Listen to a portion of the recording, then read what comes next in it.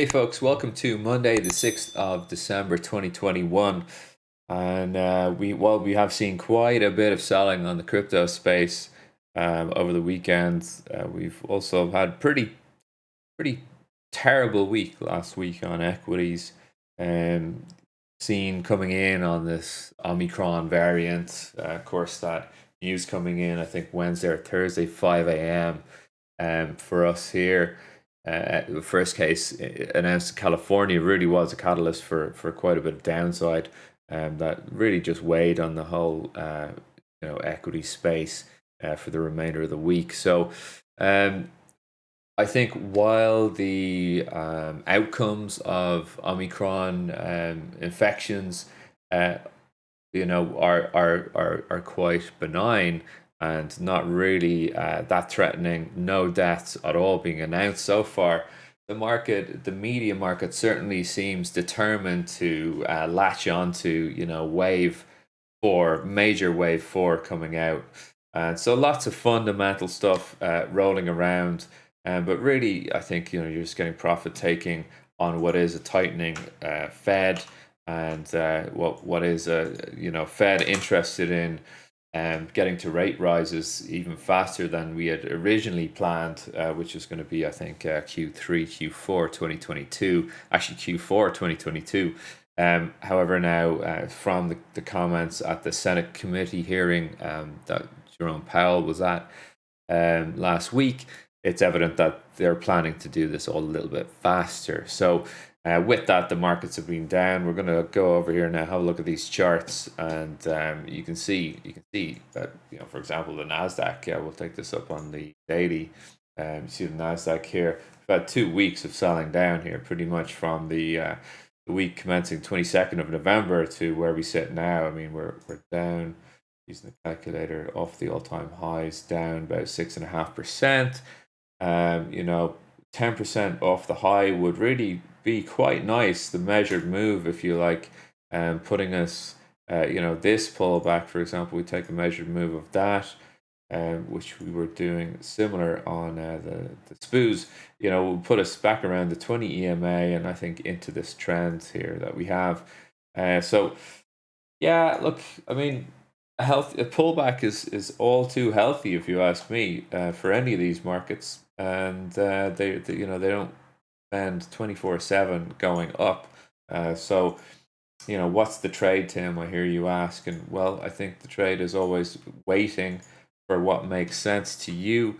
20 EMA sitting down below here, did not trade on Friday. I think sitting at the S1 today, 15,465.5 on the S1. I think if we did come down there, I think you'd see some buyers coming in to support that market and keep the general trend up.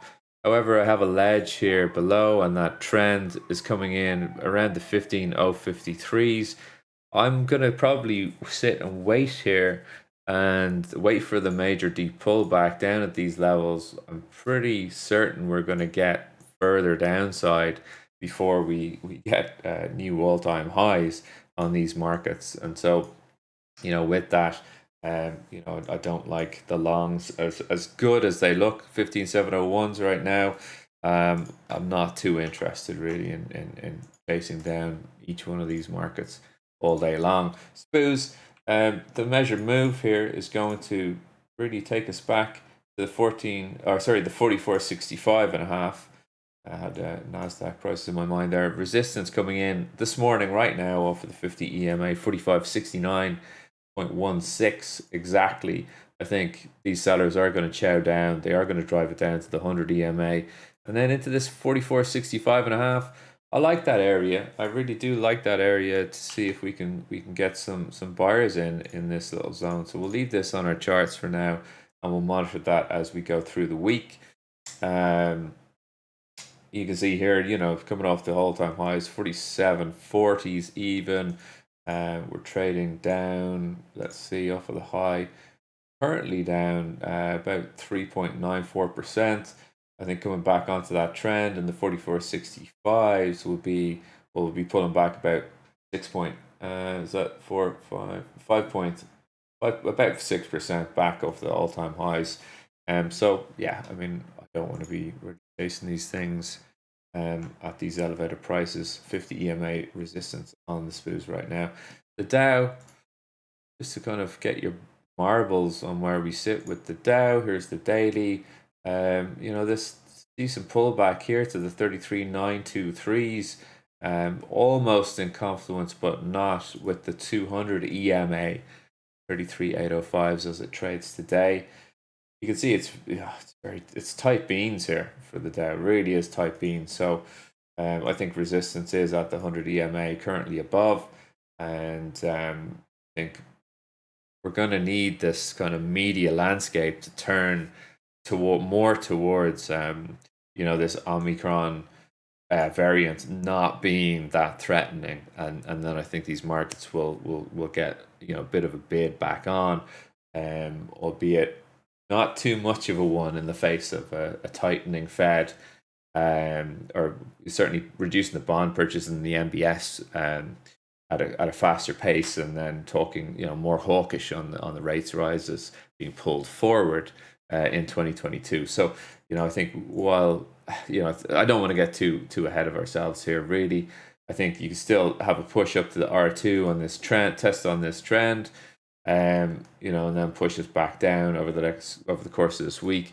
Let's just see how she plays. I mean, one or two of the elite team members, we have our daily calls, and they're just like, well, I'm just going to let the market open and see what's going on, and I'm going to go with it. So these high-minded fundamental concepts don't matter at all, really. And that is pretty much the way to be as a trader. You can't walk around or sit here in front of your screens and carry these high-minded fundamental concepts, because inevitably they just don't pay. They just don't pay. So. And if anything, they can walk you into some very, very compromised situations. So, never get married to the trade, only the one you love, as they say. So, WTI, it's been a veritable shit show, to be honest, out there. It's the worst selling we've seen on oil since 2018, I think someone was saying. So it's just weakness equities here. Look, we're now supported on the 200 EMA pretty much. I think we could bounce from here. I think we should bounce from here. I think this move is way overdone.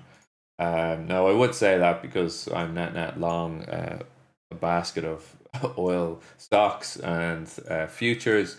But essentially, I think the move is way overdone to the downside, and I think a bounce this week is on the cards. But again, we're going to need to hear that this Omicron variant is not really going to make a huge impact the way that for example, the Delta variant has. It has high transmissibility, yet the outcomes do not really lead to hospitalization or deaths, and that's what we're hearing at the moment. So let's see if the market can catch on to that and disregard Omicron and get back up on oil. If it can't, this whole area I have pretty much in yellow, just down on my oil chart here. Let me get this up. This whole area is really a big old defensive support line.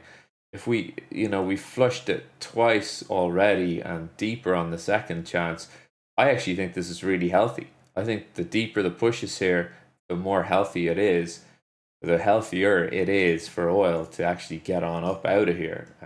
Shutting down the selling essentially is what happens when you see these long tail candles. It's shutting down trade in that direction, being supported, right? So I would like to see another test here on the 6570s, and just get fully stopped and turn there, and then push back up, get to 71.81s. So the trade for me would be, I'd be long above 6570s. I'd be short any major like day closes below the 6518s, for example. So that's kind of what I'm looking at on oil at the moment. The Saudis as well raising their price on Arabian light crude, and that is quite a confident move from them. Thinking, it would lead you to believe that OPEC as well are not really um, scared of Omicron, basically. So, keep that in mind.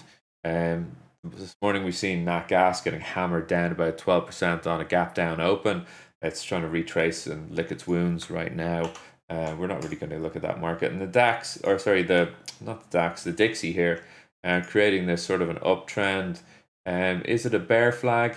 It could be. It could be. I do like this as a bear flag, and so that would be fantastic. Break, get a push down into the S1, pulls back, holds outside the trend, and then get short, and off we go. But I'm certainly not going to try and front run that trade. It's way too dangerous. But for now, we are seeing a bit of a bid into both cable and the euro. It's not much to speak of, really. Some positive manufacturing data coming out from the UK. Construction PMI's data coming out of the UK this morning. 55.5 beat on expectation 52.0. So, punchy for higher prices there, basically. So, all right, that's it for me for today. Please do check us out on the Discord channel on the website, duggancapital.com, or feel free to log in to Discord and see what we're up to all day, every day, live. All right, have a good session, and I'll see you tomorrow. Cheers.